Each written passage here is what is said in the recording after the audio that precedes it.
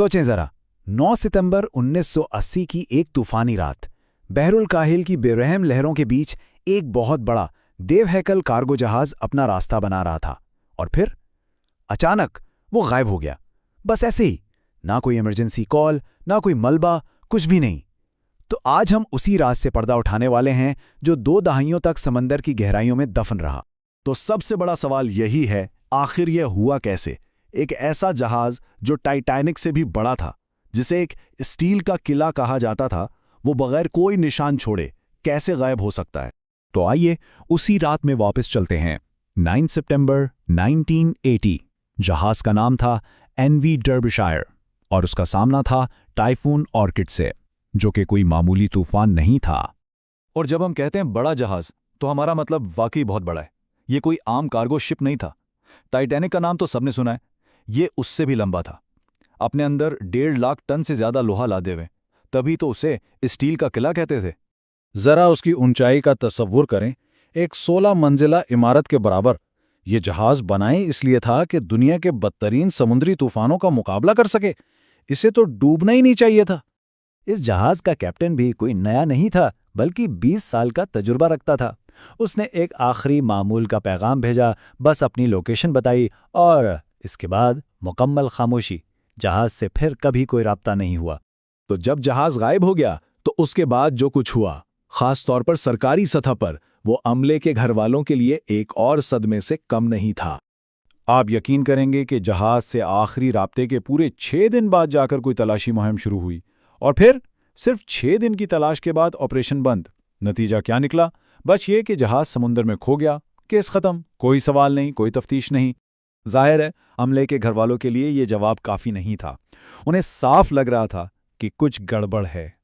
कोई है जो सच सामने नहीं आने देना चाहता, और वो इस बात को ऐसे ही छोड़ने वाले नहीं थे। और यहीं से असल कहानी शुरू होती है। ये एक ऐसे बाप की कहानी है जिसने हार नहीं मानी, और वो कोई आम बाप नहीं था, बल्कि खुद समुद्री जहाज़ों का माहिर था। उनका नाम था पीटर रेडफोर्ड। वो एक शिप सर्वेयर थे। इस हादसे ने उनसे उनका बेटा छीन लिया था, लेकिन उनके पास गम के साथ साथ वो इल्म भी था जिसकी मदद से वो सच्चाई तक पहुंच सकते थे। वो जानते थे कि जहाज ऐसे ही गायब नहीं होते। अच्छा, तो डर्बीशायर और इस जैसी दूसरी शिप्स एक खास किस्म की थीं, जिन्हें ओबियो कैरियर्स कहते थे। ये एक नया आइडिया था। मतलब ये एक ही सफ़र में मुख्तलिफ किस्म का सामान ले जा सकती थीं। जैसे एक तरफ से तेल तो वापसी पर लोहा। इस तरह जहाज़ कभी खाली नहीं रहता था और मुनाफा ज़्यादा होता था।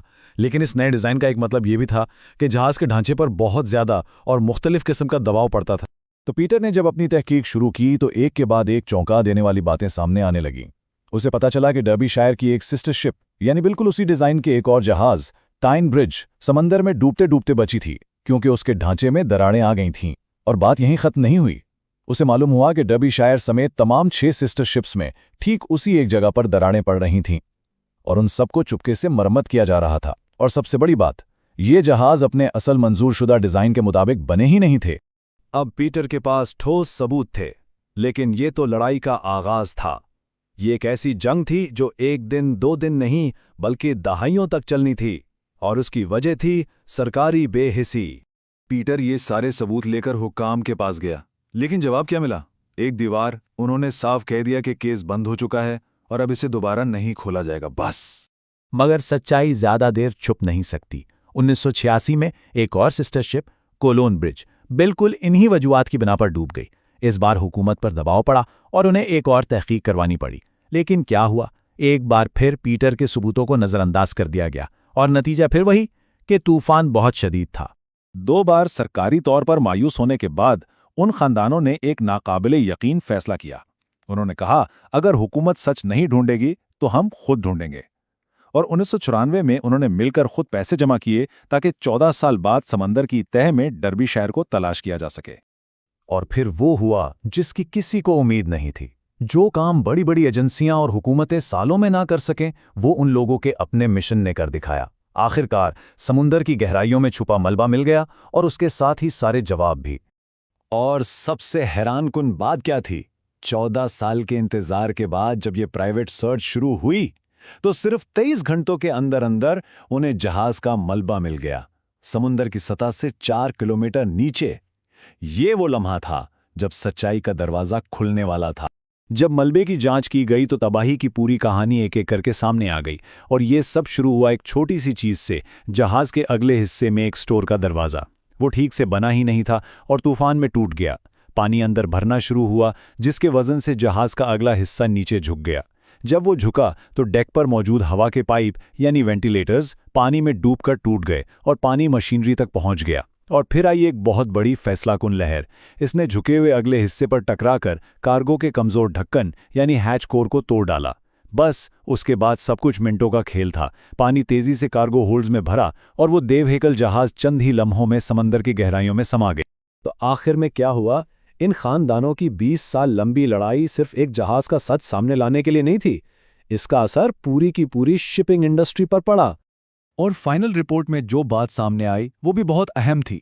मसला कोई एक बड़ा डिज़ाइन फॉल्ट नहीं था, बल्कि ये छोटी छोटी गलतियों, पैसे बचाने के चक्कर में की गई कोताहियों और गैर मियारी पुर्जों का नतीजा था। जैसे वो कमज़ोर हैच कवर, ये सब मिलकर एक बड़ी तबाही का बाइस बने।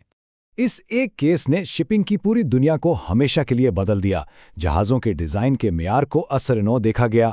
हैच कवर जैसे अहम हिस्सों के लिए नए और सख्त कानून बने। सेफ्टी इंस्पेक्शंस का पूरा निज़ाम सख्त कर दिया गया। और सबसे बढ़कर इसने ये साबित कर दिया कि अगर कुछ लोग सच के लिए खड़े हो जाएं, तो वो एक पूरी ग्लोबल इंडस्ट्री को भी जवाबदेह बना सकते हैं। सोचने की बात है, एक खानदान के अपने प्यारों के लिए इंसाफ की लड़ाई एक पूरी इंडस्ट्री को महफूज बना गई। ये कहानी हमें ये सवाल पूछने पर मजबूर करती है कि वो कौन सा सच है जिसके लिए इतनी लंबी लड़ाई लड़ना वाकई मायने रखता है।